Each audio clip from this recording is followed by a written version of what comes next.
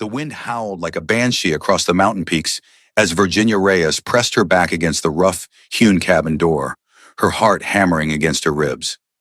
Through the single frost-covered window, she could see the dark silhouettes moving between the pine trees, their voices carrying on the bitter air like the growls of hungry wolves. Samuel Morgan stood before her, his massive frame blocking the doorway, a rifle cradled in his weathered hands with the easy familiarity of a man who had faced death more times than he cared to count. "They won't take you," he said, his voice low and steady as granite, eyes never leaving the approaching figures.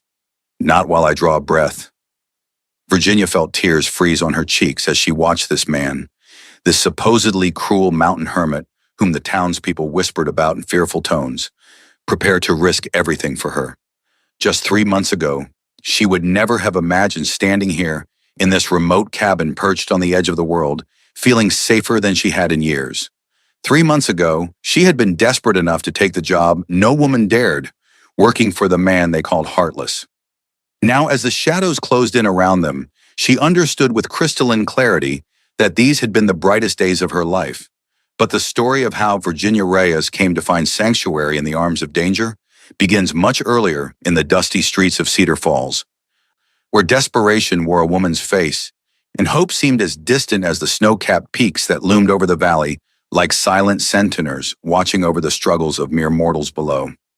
The morning sun cast long shadows across the wooden sidewalks as Virginia clutched her worn leather satchel to her chest, her knuckles white with the effort of holding herself together. The rejection still rang in her ears from the general store, the third establishment that week to turn her away with barely concealed disgust. "We don't hire women of your kind," the shopkeeper had said, his eyes cold as winter stones.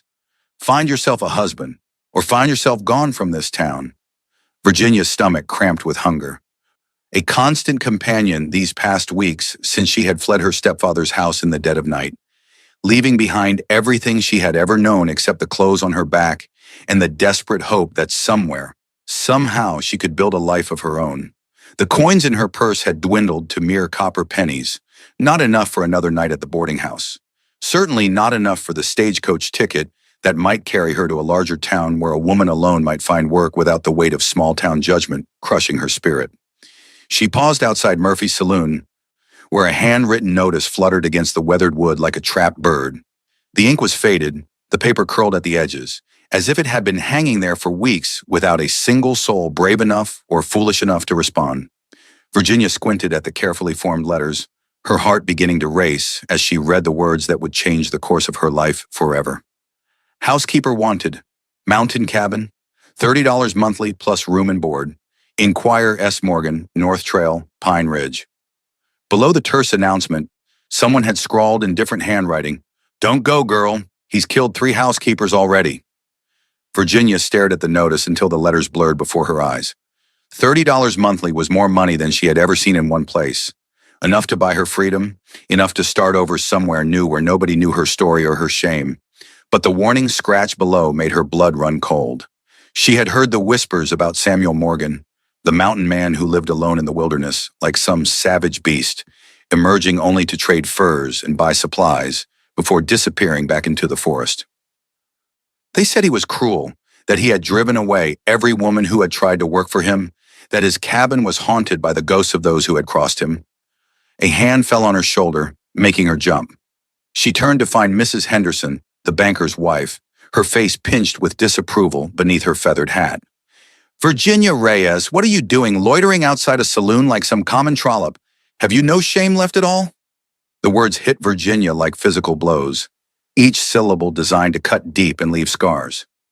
She had endured weeks of such treatment, the constant reminder that in the eyes of Cedar Falls, she was nothing more than damaged goods, a woman who had fled her family home rather than submit to an arranged marriage with a man 3 times her age, who had already buried 2 wives under suspicious circumstances. "I'm looking for work, Mrs. Henderson," Virginia replied, her voice steady despite the trembling in her hands. "Honest work." Mrs. Henderson's laugh was sharp as broken glass. "Honest work? You should have thought of that before you brought scandal to your family's name. No decent establishment in this town will hire you, and, well, they shouldn't. You've made your bed, girl. Now lie in it." As the woman swept away in a rustle of silk and self-righteousness, Virginia felt something harden inside her chest, a core of steel that she had never known existed. She looked again at the notice, at the warning scrawled below, and made a decision that would have terrified her just moments before. If the town considered her already damned, then what did she have to lose by taking a chance on the devil himself? The trail to Pine Ridge was treacherous, winding through dense forest where the trees grew so thick that even midday felt like twilight. Virginia had purchased a sturdy pair of boots with her last coins and borrowed a heavy coat from the boarding house keeper's daughter, a girl who had shown her unexpected kindness in those final hours before she left civilization behind. The pack on her back contained everything she owned: 2 worn dresses, a Bible that had belonged to her mother, and a small knife that she prayed she would never need to use. As she climbed higher into the mountains, the air grew thin and sharp, each breath burning her lungs like ice and fire combined. The path was barely visible in places, marked only by occasional blazes cut into the bark of ancient pines. More than once, she lost the trail entirely and had to backtrack, her heart pounding with the fear that she would be caught by darkness in this wilderness where wolves and bears ruled the night. The cabin appeared suddenly through a break in the trees, perched on a narrow ledge that overlooked a valley so deep it seemed to fall away into the very heart of the earth. It was larger than she had expected, built from massive logs that spoke of a man who understood the fury of mountain winters, with a stone chimney that rose like a monument to human stubbornness against the indifferent sky. Smoke curled from that chimney now, a sign of life in this desolate place that should have been comforting but somehow made her more nervous. Virginia stood at the edge of the clearing for long minutes, gathering her courage like a cloak around her shoulders. The stories she had heard in town painted Samuel Morgan as a monster, but the cabin before her spoke of careful craftsmanship and attention to detail. The windows were clean, the porch swept, the woodpile stacked with mathematical precision. Whatever else he might be, the man who lived here was not the savage beast of local legend. She was still standing there, frozen between fear and determination, when the door opened and he emerged. Samuel Morgan was indeed a giant of a man, tall and broad-shouldered, with dark hair that touched his collar and a beard that spoke of months in the wilderness. But it was his eyes that caught her attention, pale blue like winter sky, holding an intelligence and wariness that surprised her. He moved with the fluid grace of a predator, but there was no menace in his stance, only a careful stillness that suggested a man accustomed to being alone. "You lost?" His voice was deep, rough with disuse, but not unkind. Virginia found her own voice with effort. "I'm here about the position. The housekeeper job." Something flickered across his face, too quick for her to interpret. He studied her for a long moment, taking in her travel-worn appearance, the pack on her shoulders, the determined set of her jaw, despite the fear she knew must be written clearly in her eyes. "You read the whole notice?" he asked finally. "Yes, sir." "Including what someone wrote below it?" Virginia lifted her chin, meeting his gaze directly. "Yes, sir. I read that too." Samuel Morgan was quiet for so long that she began to think he would simply turn and walk back inside, leaving her standing in the clearing like some unwanted ghost. But finally, he stepped aside and gestured toward the open door. "Come in then. We'll talk." The interior of the cabin was a revelation that shattered every preconception Virginia had carried with her up the mountain trail. The main room was spacious and clean, with a massive stone fireplace that dominated one wall and cast dancing shadows across furniture that, while simple, was clearly handcrafted with skill and care. Bookshelves lined another wall, filled with volumes that spoke of education and refinement, far removed from the savage hermit of local legend. The wooden floors were swept clean, the windows sparkling, the entire space organized with the precision of a man who understood that in the wilderness, chaos could mean death. Samuel gestured toward a chair near the fire, and Virginia sank into it gratefully, her legs suddenly weak from the long climb and the tension of the encounter. He moved to the kitchen area, which was separated from the main room only by a long wooden counter, and she could hear him preparing something, the familiar sounds of domesticity that seemed impossibly normal in this place that existed at the edge of the world. He returned with 2 cups of coffee, the rich aroma making her mouth water. She accepted the cup with hands that trembled slightly, wrapping her fingers around the warm ceramic as if it were a lifeline. The coffee was strong and hot, better than anything she had tasted in the boarding house, and she had to resist the urge to drain it in desperate gulps. "When did you last eat?" Samuel asked, settling into the chair across from her with his own cup. The question caught her off guard, and she felt heat rise in her cheeks. "Yesterday morning," she admitted, seeing no point in lying to this man who seemed to see through pretense as easily as looking through clear glass. He nodded as if her answer confirmed something he had already suspected, then rose and moved back to the kitchen. Virginia heard the sounds of cooking, the sizzle of bacon in a pan, the crack of eggs, the rustle of bread being sliced. Her stomach cramped with hunger, so intense it was almost painful, but she forced herself to sit still, to maintain what dignity she had left. When he returned, it was with a plate piled high with food, thick slices of bacon, eggs cooked perfectly, bread still warm from the oven, and butter that was clearly fresh churned. He set it before her without ceremony, along with a fork and knife, then returned to his chair to watch her with those pale blue eyes that seemed to miss nothing. Virginia stared at the plate, overwhelmed by the simple kindness of the gesture. In town, she had been treated as a pariah, a woman whose very presence was contaminating. Here, this man who was supposed to be a monster had fed her without question, without judgment, without demanding anything in return. "Eat," he said simply. "We can talk after."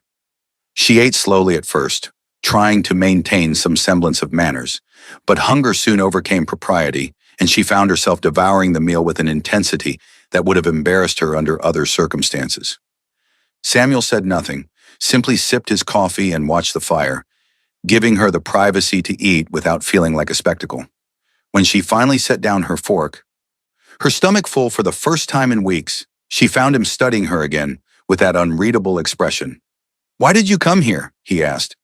The question was simple, but Virginia sensed that her answer would determine everything that followed. She could lie, could present herself as simply a woman seeking honest work, but something in his manner suggested that he would see through any deception as easily as he had recognized her hunger. "Because I had nowhere else to go," she said finally. "Because I need the work, and because everyone in town has made it clear that I'm not welcome anywhere else." "What did you do to earn such treatment?" Virginia felt her cheeks burn again, but she forced herself to meet his gaze. "I refused to marry the man my stepfather chose for me. I left in the night rather than submit to a union that would have been little better than slavery." Samuel nodded slowly, as if her words confirmed something he had suspected. "And they blame you for that choice. They blame me for bringing shame to my family, for being willful and disobedient, for thinking I had the right to choose my own path." The words came out more bitter than she had intended, years of suppressed anger and hurt coloring her voice. "Do you?" he asked quietly. "Think you have that right?" The question hung in the air between them like a challenge. Virginia realized that her answer would reveal more about her character than any list of qualifications or references ever could. "Yes," she said, her voice growing stronger. "I do. I believe that every person, man or woman, has the right to determine their own fate, to choose their own path, even if that path leads to hardship or uncertainty. I would rather face whatever dangers await me here than live a life of comfortable captivity." Something shifted in Samuel's expression, a subtle softening around his eyes that transformed his entire face. For the first time since she had arrived, Virginia saw not the fearsome mountain man of legend, but simply a man who understood what it meant to choose solitude over submission, freedom over safety. "The work is hard," he said finally. "Cleaning, cooking, mending, tending the garden when spring comes.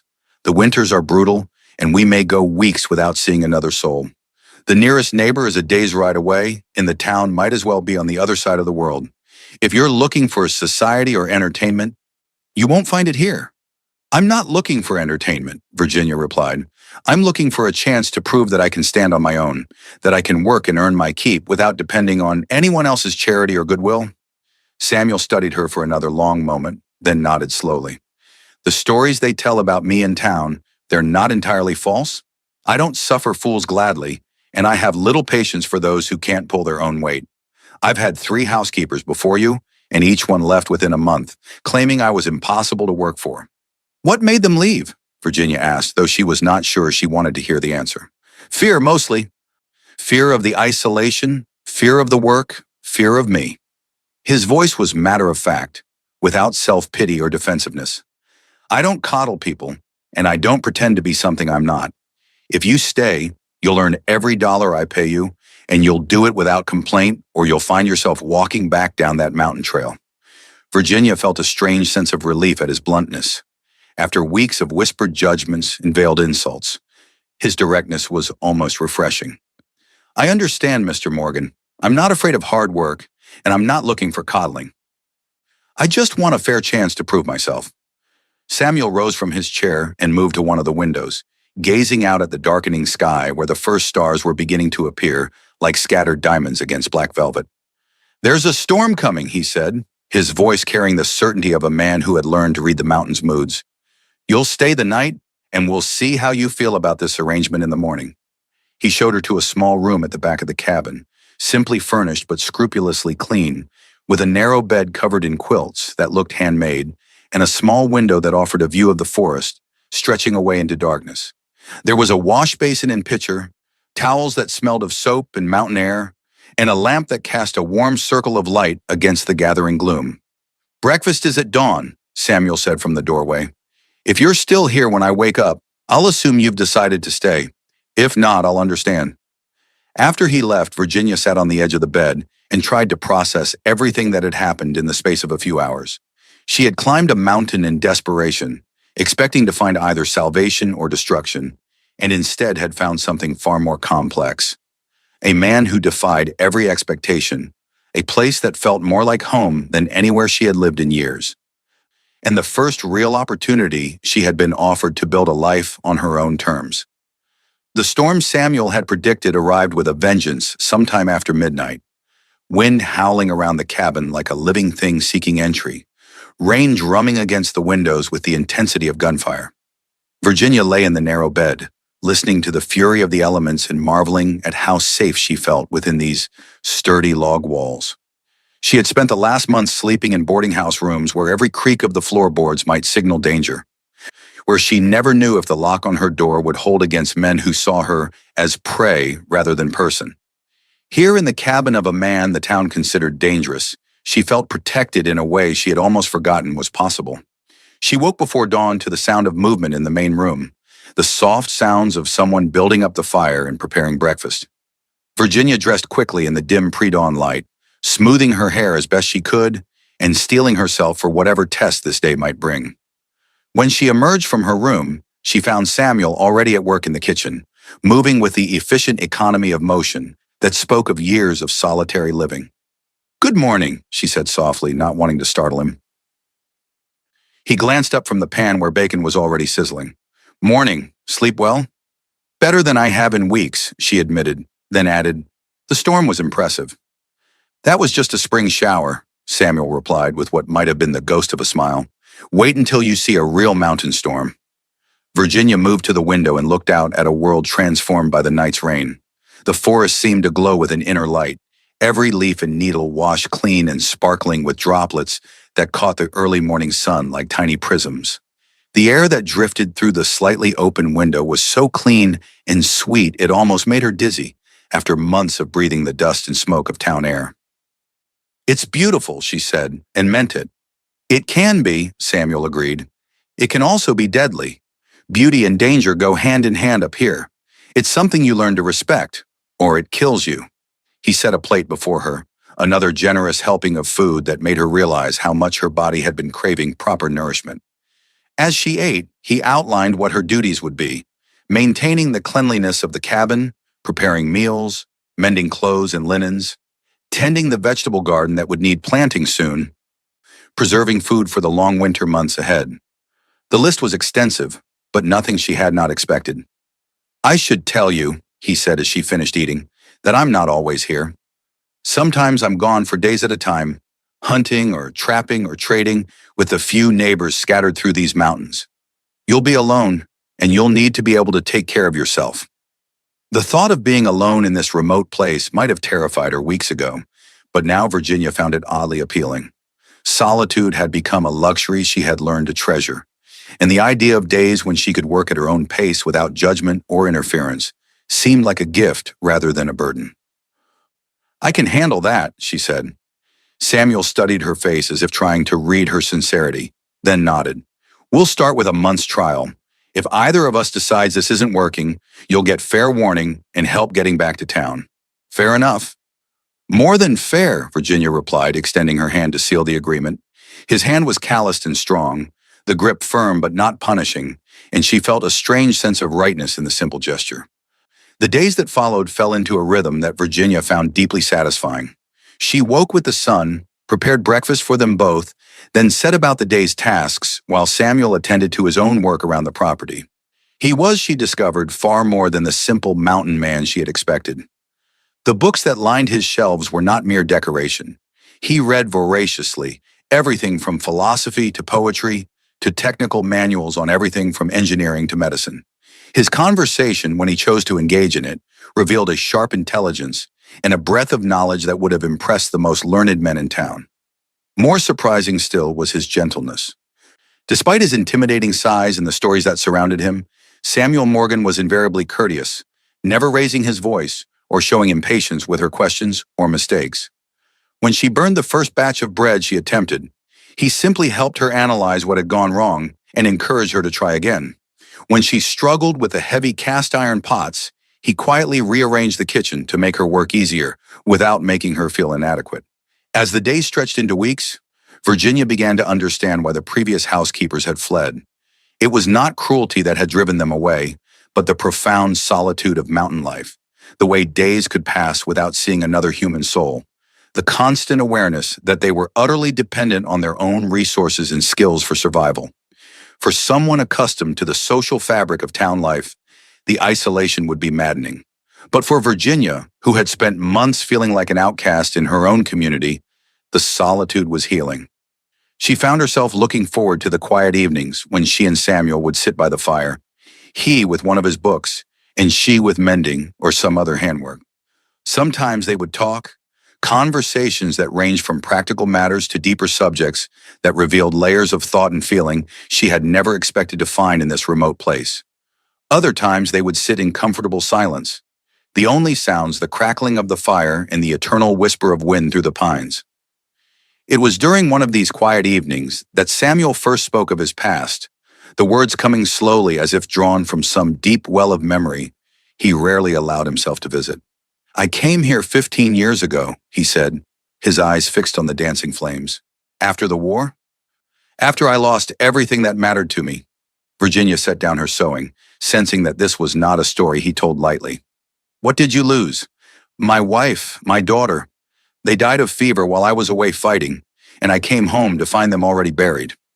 His voice was steady, but she could hear the old pain beneath the words like a river running deep underground.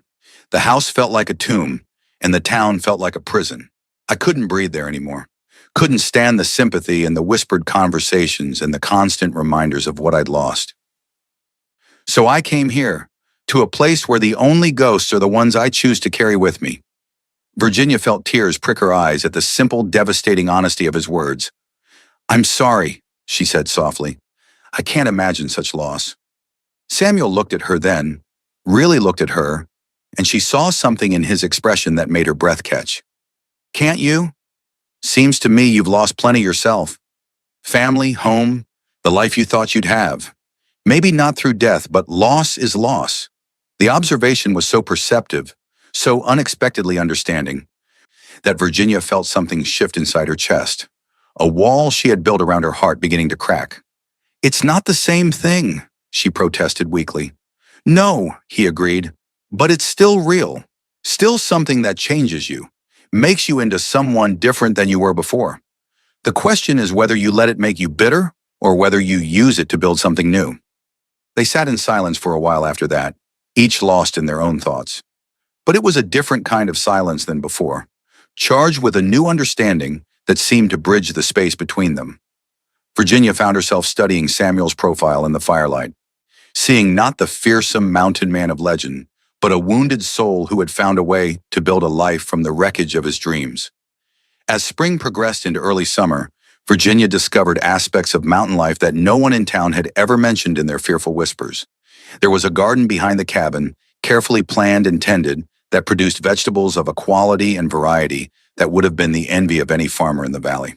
Samuel knew which wild plants were edible and which were medicinal, could track game through forests that looked trackless to her untrained eyes, could predict weather changes days in advance by reading signs in the sky and wind that she was only beginning to learn to recognize. He began teaching her these skills, not through formal lessons, but through patient demonstration and gentle correction when she made mistakes. He showed her how to preserve meat and vegetables for the long winter ahead, how to read the forest for signs of danger or opportunity, how to maintain the various tools and equipment that kept them comfortable and safe in their remote home. With each new skill she mastered, Virginia felt herself growing stronger, more confident, more capable of standing on her own feet. But it was not just practical skills that she was learning. Living in such close proximity to Samuel, sharing meals and conversations and the thousand small intimacies of daily life, she began to see him as he truly was beneath the protective armor of solitude he had built around himself. He was kind without being soft, strong without being cruel, intelligent without being condescending. He treated her as an equal partner in their shared enterprise, rather than as a servant or subordinate, asking her opinion on matters large and small and actually listening to her answers. More surprising still was the way he seemed to see her, not as the damaged goods that the town had labeled her, but as a woman of worth and capability. When she successfully completed a difficult task, she could see genuine pride in his eyes. When she struggled with something new, he offered help without making her feel inadequate. Slowly, carefully, he was helping her rebuild the confidence that months of rejection and judgment had nearly destroyed. The transformation was not just internal. The constant physical work, the clean mountain air, the nutritious food, and the absence of stress were changing her body as well as her spirit. Her hands, once soft and pale, grew strong and capable. Her step became surer, her posture straighter. She began to sleep deeply and dreamlessly, waking each morning refreshed and eager for the day's challenges. It was on a morning in late June, as she stood in the garden picking vegetables for their breakfast, that Virginia realized with startling clarity that she was happy. Not just content or satisfied, but genuinely deeply happy in a way she had never been before. The realization stopped her cold, a handful of fresh peas forgotten in her palm as she tried to process this unexpected gift. The sound of hoofbeats on the trail broke through her reverie, and Virginia looked up to see a rider approaching through the trees. Her first instinct was alarm. In all her weeks at the cabin, they had not had a single visitor, and she had grown accustomed to thinking of their mountain retreat as existing outside the normal flow of human contact. But as the rider drew closer, she recognized the uniform of a territorial marshal, and her alarm deepened into something approaching panic. Samuel emerged from the cabin at the sound of the approaching horse, and Virginia saw his entire demeanor change. The relaxed openness she had grown accustomed to, replaced by the wary stillness of a predator assessing a potential threat. He moved to stand between her and the approaching rider, a subtle but unmistakable gesture of protection that made her heart race for reasons that had nothing to do with fear. The marshal was a lean, weathered man, with cold eyes and a mouth that looked like it had forgotten how to smile. He dismounted with the stiff movements of someone who had spent too many hours in the saddle, his hand never straying far from the gun at his hip. "Samuel Morgan?" he asked, though his tone suggested he already knew the answer. "That's right," Samuel replied, his voice carefully neutral. "What brings you up the mountain, Marshal?" "Looking for someone. A woman named Virginia Reyes. Got word she might be up this way." Virginia felt the blood drain from her face. But Samuel's expression didn't change. "What's your business with her?" The marshal's eyes flicked to Virginia, who was still standing frozen in the garden, then back to Samuel. "Her stepfather's filed a complaint. Says she stole money from him when she ran off. Says she's wanted for theft." The words hit Virginia like physical blows, each syllable a fresh betrayal. She had taken nothing when she fled her stepfather's house, except the clothes on her back and a few personal belongings that had belonged to her mother. But she knew how the law worked, how a man's word carried weight that a woman's never could, especially a woman who had already marked herself as rebellious and ungovernable. "That's a lie," she said, finding her voice at last. "I took nothing that wasn't rightfully mine." The marshal shrugged as if her protests were irrelevant. "That's for a judge to decide. I'm here to bring you back to face the charges." Samuel stepped forward, his movement fluid and dangerous despite its apparent casualness. "You have a warrant?" "Don't need one for a family matter. Her stepfather has legal authority over her until she's married or reaches her majority.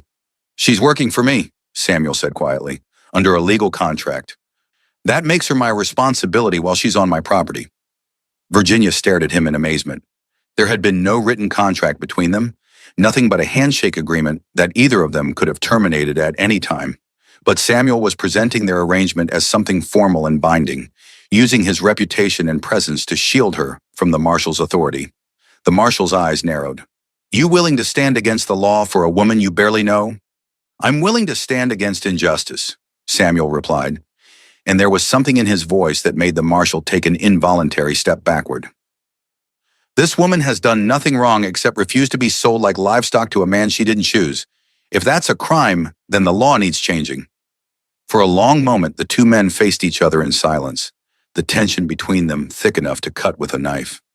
Virginia found herself holding her breath, torn between gratitude for Samuel's protection and fear that her presence would bring violence to this peaceful place. Finally, the marshal spoke. I could come back with more men. You could try, Samuel agreed, his tone conversational, but his meaning unmistakable. Of course, by the time you made it back up here, we might be long gone. These mountains are big, Marshal, and I know them better than any man alive. You want to spend the next few months chasing shadows through wilderness that's killed better men than you? The marshal's jaw worked as if he were chewing something bitter. Virginia could see him weighing his options, calculating the cost of pursuing this matter against the likely rewards. Finally, he spat in the dust and remounted his horse. This isn't over, he said, but the words lacked conviction. Yes, it is, Samuel replied with quiet certainty. Tell her stepfather that Virginia Reyes is under my protection now. If he wants to pursue this matter further, he can take it up with me directly. The marshal wheeled his horse around and rode back down the trail without another word, leaving Virginia and Samuel standing in the sudden silence like survivors of a storm. Virginia felt her knees go weak, and she sank down onto the garden bench, her hands shaking with reaction. Samuel moved to her side, his large hand gentle on her shoulder. You all right?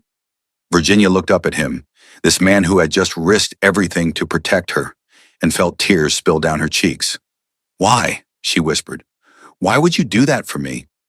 Samuel was quiet for a long moment, his pale blue eyes studying her face with an intensity that made her breath catch. Because you deserve better than what they were offering you, he said finally. Because you've got courage and strength and dignity, and those things shouldn't be crushed just because you had the misfortune to be born a woman in a world run by small-minded men. The simple honesty of his words broke something open inside Virginia's chest, and she found herself crying in earnest now, not from fear or sadness, but from a relief so profound it felt like being reborn. For the first time in her life, someone saw her true worth. Someone was willing to stand up for her, right to choose her own path. Samuel knelt beside the bench, his weathered hands covering hers with surprising gentleness. Listen to me, he said, his voice low and urgent. That marshal will be back, probably with more men and maybe a federal warrant. We need to be ready for that possibility. Virginia wiped her eyes and tried to focus on his words, despite the emotional turmoil churning inside her. What do you mean? I mean, we need to make your position here legal and unassailable. The only way to do that is to make you my wife. The words hung in the air between them like a challenge to everything Virginia thought she understood about her situation. She stared at Samuel, searching his face for some sign that this was a cruel joke or a moment of madness brought on by the confrontation with the marshal. You can't be serious, she whispered. I'm completely serious, Samuel replied. It's the only way to protect you from your stepfather's legal claims. As my wife, you'd be under my protection by law, not just by my word. No marshal could take you away without my consent. Virginia felt her world tilting on its axis. But you don't love me. I don't love you. We barely know each other. Something flickered across Samuel's face, an expression too complex and fleeting for her to interpret.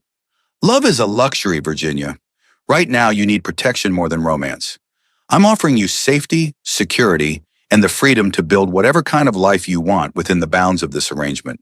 It's more than most marriages offer. The brutal practicality of his proposal should have offended her, should have made her feel like he was treating her as a commodity to be acquired rather than a person to be cherished. Instead, she found herself considering his words with a clarity that surprised her. He was right that love was a luxury she could not afford. Write that her immediate need was for legal protection from forces that would destroy her if given the chance. But more than that, she realized that the life he was offering, a partnership based on mutual respect and shared goals rather than romantic passion, might actually be preferable to the fairy tale of love she had once dreamed of. "What would you expect from such a marriage?" she asked carefully. Samuel's answer came without hesitation, as if he had already thought through every aspect of the arrangement. "Nothing more than what we have now. You'd continue as my housekeeper and partner in running this place. I'd provide for you and protect you as any husband should. Beyond that, we'd work out the details as we went along. And if someday you wanted a real wife, someone you actually loved, then we'd discuss it like reasonable adults and figure out what was best for both of us," Samuel replied. "But I'm not holding my breath for that possibility. I've had my chance at love, and I'm not looking for another. What I'm offering you is something different, a partnership between equals, a chance to build something worthwhile together without all the messy complications of romance getting in the way." Virginia found herself oddly reassured by his bluntness. There would be no false promises between them, no pretense of emotions that didn't exist, no crushing disappointment when reality failed to live up to romantic ideals. What he was offering was honest, practical, and infinitely more secure than anything else available to her. "How would we arrange it?" she asked, and realized that her question was as good as an acceptance. "There's a circuit preacher who comes through these parts once a month. He's due next week. We could have him perform the ceremony, file the papers with the territorial government, and make it all legal and proper."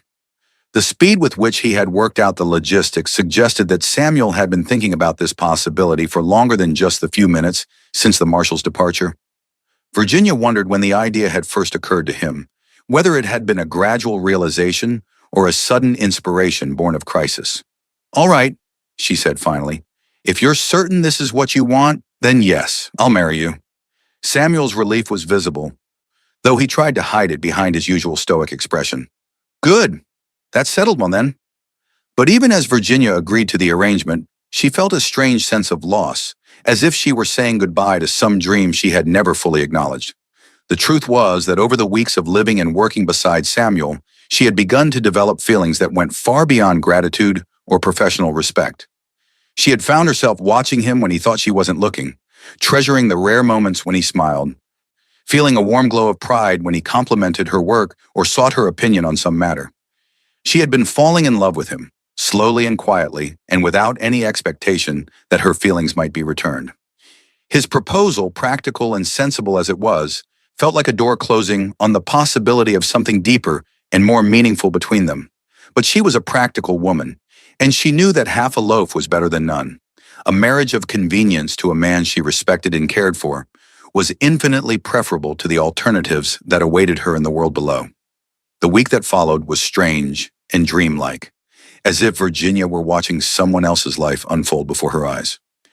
Samuel rode down to the valley to make arrangements with the circuit preacher and to purchase supplies they would need for the winter ahead. He returned with news that the marshal had indeed been asking questions in town, but that most people seemed to think Virginia had gotten what she deserved by taking up with the dangerous mountain man. "Let them think what they want," Samuel said when he reported this to her. "Their opinions don't matter up here." The preacher arrived on a Thursday morning, a thin, earnest man named Jonathan Ross, who seemed genuinely pleased to be performing a wedding ceremony in such unusual circumstances. He asked few questions and offered no judgment, simply requested that they gather what witnesses they could from among the scattered mountain residents and prepare for a simple ceremony the following day. Virginia had never imagined her wedding day would be like this.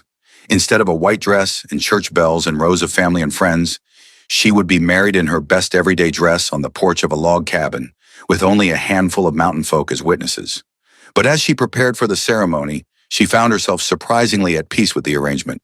This marriage might not be the romantic dream she had once harbored, but it was honest and real and built on a foundation of mutual respect that seemed more solid than the passionate infatuations she had witnessed among her peers. Samuel had surprised her by producing a simple gold band, explaining that he had purchased it during his trip to town. It was not elaborate or expensive, but it was well made and beautiful in its simplicity, and Virginia found herself unexpectedly moved by the gesture. The ceremony itself was brief and straightforward, the preacher's words carrying the weight of tradition and law, that would transform their practical arrangement into something recognized and protected by society. When Samuel placed the ring on her finger and spoke the traditional vows, Virginia felt a strange sense of completion, as if some part of her that had been floating free had finally found its anchor. Their wedding night was awkward in the way that such arrangements inevitably are. Two people trying to navigate the sudden change in their relationship status without any of the usual emotional preparation. Samuel had prepared the small back room for her continued use, making it clear that he expected nothing from her that she was not ready to give. They sat by the fire as they had so many evenings before, but now there was a new tension between them, an awareness of possibilities that had not existed the day before. "Are you sorry?" Samuel asked as the fire burned low. Virginia considered the question carefully. "No," she said finally. "Are you?" "No," he replied, and she thought she heard a note of surprise in his voice, as if he had not expected to be able to answer so honestly. As summer progressed into autumn, their marriage settled into a rhythm that was comfortable if not passionate. They worked together with increasing efficiency, their different skills and perspectives combining to create a household that ran more smoothly than either could have managed alone. Samuel continued to treat Virginia with the same respect and consideration he had shown before their wedding, but there was a new ease between them, a sense of permanence that made their partnership feel more solid and secure. Virginia found herself growing into her role as mistress of the mountain cabin with surprising confidence. She had always been capable, but the constant criticism and judgment she had faced in town had made her doubt her own abilities. Here, with Samuel's quiet support and encouragement, she discovered reserves of strength and competence she had never known she possessed. The first test of their new arrangement came in October, when an early blizzard trapped them in the cabin for nearly a week. Virginia had worried that being confined in such close quarters might strain their still developing relationship, but instead she found the forced intimacy surprisingly comfortable. They read to each other in the evenings, played chess by lamplight, and talked about subjects ranging from philosophy to practical matters of mountain survival. It was during one of these conversations that Samuel first spoke of his plans for expanding their small homestead, his ideas for improving the garden, and perhaps adding some livestock come spring. The casual way he included her in these future plans, assuming her presence and seeking her input, made Virginia realize that somewhere along the way, this arrangement had become more than just a marriage of convenience. They were building something together, creating a shared vision of the life they wanted to live. Winter arrived in earnest in November, transforming their mountain world into a landscape of breathtaking beauty and deadly danger. The snow fell in quantities that would have seemed impossible to Virginia's town-bred experience, piling up against the cabin walls and turning the forest into a maze of white corridors and hidden hazards. But inside their snug cabin, with a good fire burning and plenty of food stored away, Virginia felt safer and more content than she had ever been in her life. It was during the long winter evenings that she began to notice changes in Samuel's behavior toward her, subtle shifts that suggested his feelings might be evolving beyond the practical partnership they had originally agreed upon. He began seeking her company more deliberately, lingering over their evening conversations and seeming reluctant to retire to his own room. His touches, when helping her with some task or passing her something at the table, lasted a fraction longer than strictly necessary. Most tellingly, she sometimes caught him watching her with an expression of such tenderness that it made her breath catch in her throat. Virginia found herself responding to these subtle overtures with a growing warmth that both thrilled and terrified her.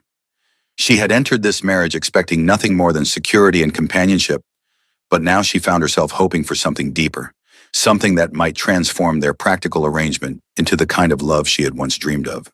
The turning point came during a fierce January storm that lasted for 3 days and nights. The wind howling around the cabin with such fury that it seemed determined to tear their small sanctuary apart. On the second night, Virginia woke to find Samuel standing at the window of the main room, silhouetted against the pale reflection of snow and moonlight, his shoulders tense with some inner struggle. "Samuel," she said softly, not wanting to startle him, "is everything all right?" He turned toward her, and in the dim light she could see something in his expression that made her heart race. "I couldn't sleep," he said, his voice rough with emotion. "I keep thinking about what could have happened to you if you hadn't come here, if I hadn't been able to protect you." Virginia moved closer, drawn by the vulnerability in his voice. "But I did come here. You did protect me. I'm safe. Are you? Samuel asked, and there was something almost desperate in the question. Are you truly safe, or have I just trapped you in a different kind of prison? You could have had a real marriage, with someone who could love you the way you deserve to be loved. The words hung between them like a confession, and Virginia felt her heart begin to pound as she realized what he was really saying. Samuel, she said carefully, what makes you think you can't love me that way? He stared at her for a long moment, his pale eyes searching her face as if trying to read her thoughts. Because I already do, he said finally, the words coming out in a rush as if he could no longer hold them back. I've been falling in love with you since the day you walked up that mountain trail, and I convinced myself that offering you a practical marriage was the honorable thing to do. But living with you, watching you bloom and grow strong, sharing these quiet evenings and morning conversations, I realize I've been a fool. I love you, Virginia, and I'm terrified that I've locked us both into an arrangement that will prevent us from ever having something real. Virginia felt tears spring to her eyes, but they were tears of joy rather than sorrow. Oh, Samuel, she whispered, moving closer until she was standing directly in front of him. Don't you realize that I love you too? That I've been hoping and praying that what we have might grow into something more? The relief that flooded Samuel's face was beautiful to see, transforming his weathered features with a joy that made him look years younger. Truly? He asked, reaching out to cup her face in his hands. Truly, Virginia confirmed, leaning into his touch. I've never been happier than I am here with you. This place, this life we've built together, it's everything I never dared to dream of. Samuel's kiss was gentle at first, tentative, as if he were afraid she might pull away. But Virginia responded with all the pent-up longing of the past months, and soon they were holding each other with the desperate intensity of two people who had found something precious they had thought was lost forever. When they finally broke apart, both breathing hard, Samuel rested his forehead against hers. I want to do this right, he said. I want to court you properly, to give you the romance you deserve. Virginia laughed softly, a sound full of love and contentment. Samuel Morgan, you've been courting me for months without even realizing it. Every kindness, every moment of patience, every time you've treated me as your equal and partner, that's been courtship. I don't need flowers and poetry. I need exactly what you've already given me. Respect, protection, and the freedom to be myself. From that night forward, their marriage transformed into something neither of them had expected when they first spoke their vows. The practical partnership remained, but now it was infused with a love that made even the most mundane tasks feel like celebrations. They were no longer two people sharing space and responsibilities, but true partners in every sense of the word, building a life together that was richer and more fulfilling than either had imagined possible. Spring arrived early that year, the snow melting in rushing torrents that filled the mountain streams with music and brought the first green shoots pushing up through the dark earth of their garden. Virginia threw herself into the work of planting and planning with renewed energy, her happiness evident in every movement and expression. Samuel watched her with undisguised adoration, marveling at the transformation from the desperate, frightened woman who had climbed his mountain trail to the confident, radiant woman who now shared his name and his dreams. But their newfound happiness was not destined to remain undisturbed. In late May, as Virginia was working in the garden and Samuel was repairing the roof of their small barn, the sound of multiple horses approaching through the forest brought them both to immediate alertness. Virginia's blood ran cold as she recognized the marshal who had visited them the previous summer, but this time he was not alone. 3 other men rode with him, all armed and all wearing the hard expressions of men prepared for violence. Samuel climbed down from the roof with deliberate calm, but Virginia could see the tension in every line of his body as he moved to place himself between her and the approaching riders. She rose from her work in the garden, brushing the dirt from her hands, and walked to stand beside her husband, drawing strength from his presence even as fear threatened to overwhelm her. The marshal dismounted with the same stiff movements Virginia remembered from his previous visit, but this time his hand rested openly on the butt of his gun, and his companions remained mounted in a clear show of force. Samuel Morgan, he said without preamble, I have a federal warrant for the arrest of Virginia Reyes on charges of theft in violation of family authority. Her name is Virginia Morgan now, Samuel replied quietly, his voice carrying a dangerous edge that made the horses shift nervously. "She's my wife, legally married and under my protection." The marshal's smile was cold and triumphant. "Marriage to a wanted fugitive doesn't make the charges disappear. I'm here to take her back to face justice."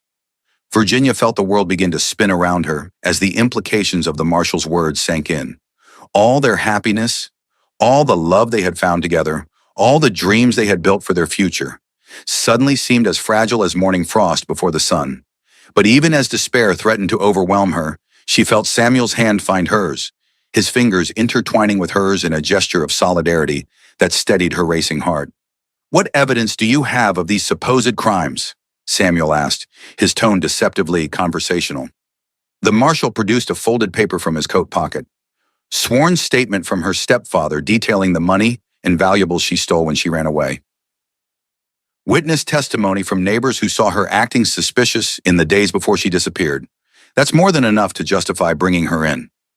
Virginia knew that the charges were fabricated, that her stepfather had manufactured evidence to support his claim and probably bribed the neighbors to provide false testimony. But she also knew that in a legal system that heavily favored men over women, her word would carry little weight against such apparently substantial evidence. "She's not going anywhere," Samuel said, and there was something in his voice that made all four men tense visibly. "I don't care what papers you're carrying or what lies you're peddling. Virginia stays here." The marshal's hand moved closer to his gun. "You're obstructing justice, Morgan. That's a federal crime. Stand aside or we'll go through you." "You're welcome to try," Samuel replied, and Virginia saw him shift slightly, his body settling into a stance she recognized as preparation for violence. "But I should warn you that I've killed better men than you for lesser reasons."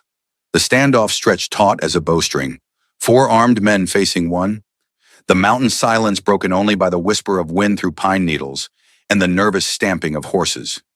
Virginia realized with crystal clarity that Samuel was prepared to die for her, to stand against impossible odds rather than let her be taken away. The knowledge filled her with such overwhelming love that it almost brought her to her knees, but it also filled her with terror at the thought of losing him to her battles. "Samuel, no," she said softly, squeezing his hand.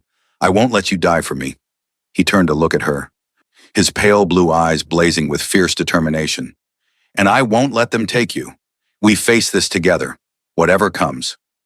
It was then that Virginia heard it, the sound of more horses approaching through the forest, moving fast and with purpose. The marshal and his men heard it too, their heads turning toward the sound with expressions of confusion and growing alarm. Through the trees came a group of riders, 7 or 8 men that Virginia recognized as neighbors from the scattered homesteads throughout the mountains, all armed and all wearing expressions of grim determination. The lead rider was Christopher Johnson, a grizzled old trapper who lived about 10 miles to the north and who had been one of the witnesses at their wedding. He rode straight up to the marshal, his ancient rifle cradled casually across his saddle horn, and fixed the lawman with a stare that could have melted steel. "Problem here, Sam?" he asked, his voice carrying the authority of a man who had survived 40 years in the wilderness. "Nothing I can't handle, Chris," Samuel replied, but Virginia could hear the relief in his voice at the arrival of unexpected allies. Christopher's gaze shifted to the marshal, taking in the federal badge and the warrant still clutched in the man's hand. "Heard you were up here harassing our neighbors," he said conversationally. "Figured we'd ride over and see what all the fuss was about." The marshal looked around at the circle of mountain men who had quietly surrounded his small party, and Virginia could see him reassessing his situation. These were not town-bred farmers or shopkeepers who could be intimidated by federal authority. These were men who lived by their own code in a place where the law was whatever they decided to make it. And they had clearly decided that Samuel and Virginia were under their protection. "This is a federal matter," the marshal said, but his voice lacked its earlier confidence. "I have legal authority here." "Maybe you do in town," Christopher replied with a slight smile that didn't reach his eyes. "But you're not in town now, are you? You're in our mountains, and up here, we take care of our own." Another of the mountain men, a younger man Virginia recognized as Gregory Brown, spoke up from his position behind the marshal's party. "Seems to me like you boys might have taken a wrong turn somewhere. These trails can be mighty confusing for folks who don't know them well." The threat was subtle but unmistakable, and Virginia saw the marshal's companions exchange nervous glances as they realized how completely their situation had changed. They were outnumbered more than 2 to 1, surrounded by men who knew this terrain intimately, and facing the very real possibility that they might not make it back down the mountain if they pressed their case too hard. The marshal's jaw worked as he struggled with the decision before him. Virginia could see him weighing his options: press forward with his legal authority and risk a confrontation that could easily turn deadly, or retreat and admit defeat in the face of mountain justice. Finally, with visible reluctance, he folded the warrant and returned it to his pocket. "This isn't over," he said, echoing his words from the previous year. "I'll be back with more men, with federal marshals who won't be intimidated by a bunch of mountain trash." Christopher Johnson's smile widened, and there was something genuinely terrifying in the expression. "You do that, Marshal. You bring all the federal marshals you want, but I'd think real careful about it if I were you. These mountains have swallowed up plenty of men over the years, and they don't always give up their secrets." The marshal wheeled his horse around with such violence that the animal reared and nearly threw him, then spurred it toward the trail with his companions close behind. The mountain men watched them go in silence, not relaxing until the sound of hoofbeats had faded completely into the distance. Christopher dismounted and walked over to where Samuel and Virginia stood, still holding hands, still processing the rapid change in their circumstances. "You folks all right?" he asked with genuine concern. "Thanks to you," Samuel replied, extending his free hand to the older man. "I won't forget this, Chris." "Don't mention it," Christopher said, clasping Samuel's hand warmly. "We look out for each other up here. That's how it's always been, how it always will be. Besides," he added with a glance at Virginia, "anyone can see that this little lady has been good for you, Sam. You're a different man than you were a year ago, and it's a change for the better." Virginia felt tears prick her eyes at the simple acceptance in the old trapper's voice. These men, whom the townspeople would dismiss as savage outcasts, had ridden to her defense without question or hesitation, accepting her as one of their own simply because Samuel had chosen her as his wife. "Will he really be back?" she asked, needing to know what they might still face. Gregory Brown, who had remained mounted, shook his head. "Not likely. Oh, he might make noise about it when he gets back to town, might even write some reports to make himself look good. But he's not fool enough to come back up here with a small army, and that's what it would take. Word of what happened here today will spread, and every man in these mountains will know to keep an eye out for federal interference." As the mountain men prepared to return to their own homesteads, Christopher pulled Samuel aside for a quiet conversation that Virginia couldn't quite hear. When they finished, the old trapper tipped his hat to her with old-world courtesy. "Welcome to the family, Mrs. Morgan," he said formally. "If you ever need anything at all, you just send word. We take care of our own up here." After the men had gone, Virginia and Samuel stood together in the sudden quiet, processing everything that had happened. The garden where Virginia had been peacefully working just an hour before seemed like a scene from another lifetime, and she marveled at how quickly their world had been turned upside down and then righted again. "It's really over, isn't it?" she said finally. Samuel nodded, pulling her close against his side. "It's over. Chris told me that word has already spread through the mountains about what your stepfather tried to do. If that marshal or anyone else comes looking for you again, they'll find themselves facing every man, woman, and child in these peaks. You're safe now, Virginia. Truly safe." As they walked back toward their cabin, Virginia reflected on the strange journey that had brought her to this moment. She had climbed this mountain trail nearly a year ago as a desperate, frightened woman with nowhere else to turn, expecting to find either salvation or destruction at the hands of the cruel mountain man of local legend. Instead, she had found love, acceptance, and a community of people who valued loyalty and courage over social conventions and legal technicalities. The sun was setting behind the western peaks, painting the sky in shades of gold and crimson that seemed to celebrate their victory. Samuel's arm around her shoulders was warm and strong, a constant reminder of the protection and love she had found in this remote place. As they reached their front porch, Virginia paused to look back at the trail that had brought her here, then forward at the door that led to their shared future. "Do you ever regret it?" Samuel asked softly. "Giving up the chance for a normal life in town with all the things that other women have?" Virginia considered the question seriously, thinking of the life she might have had if she had submitted to her stepfather's will, married the man he had chosen, and settled into the conventional role of a town wife. It would have been safer in some ways, certainly more socially acceptable, But it would also have been a kind of death, the slow strangulation of her spirit and dreams. Never, she said firmly, turning to face him fully. This life, with you, in this place, it's everything I never dared to hope for. I'm not just surviving here, Samuel. I'm thriving. I'm becoming the woman I was always meant to be. Samuel's smile was radiant, transforming his weathered features with a joy that made Virginia's heart soar.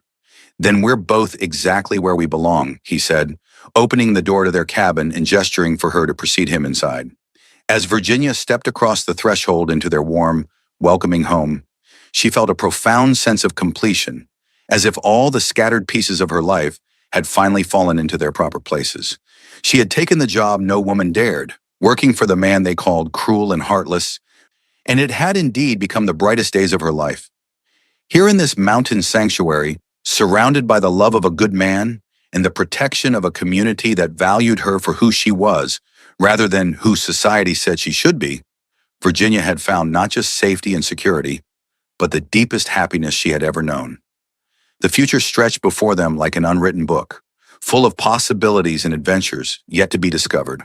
There would be challenges ahead, certainly, and hardships to face, as there always were in mountain life, but they would face them together, as partners and equals, as husband and wife, as two souls who had found in each other the missing pieces of themselves. As Samuel closed the door behind them and drew her into his arms for a kiss that tasted of promise and forever, Virginia knew with absolute certainty that she had made the right choice.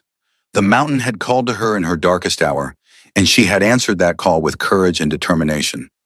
In return, it had given her everything she had ever wanted, and more than she had ever dared to dream. A love that would last a lifetime, a home that was truly her own, and the freedom to be herself without apology or compromise. The wind whispered through the pines outside their windows, carrying with it the eternal song of the mountains, a melody of strength and endurance, and the quiet triumph of those brave enough to forge their own path in the wilderness. And inside their cabin, as the fire crackled in the hearth and the lamp cast its golden glow over their simple but perfect life, Virginia and Samuel Morgan settled into an evening that was like countless others they had shared, yet somehow felt like the beginning of everything.